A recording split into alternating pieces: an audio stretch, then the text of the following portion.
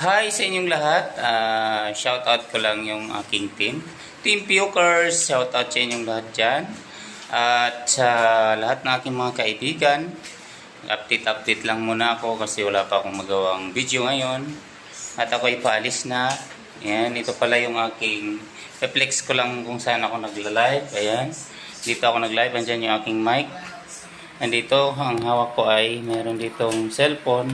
Sayang monitor. Ayan yung aking ginagamit na B8. Yan.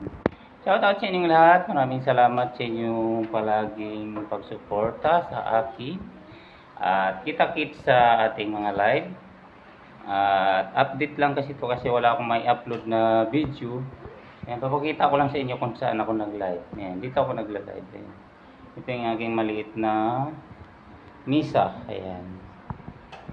Yan na lang muna ang aking video ngayon kasi wala pa akong magawang video kaya nag-ano lang ako, nag-update. Ayan, ito yung maliit na bahay.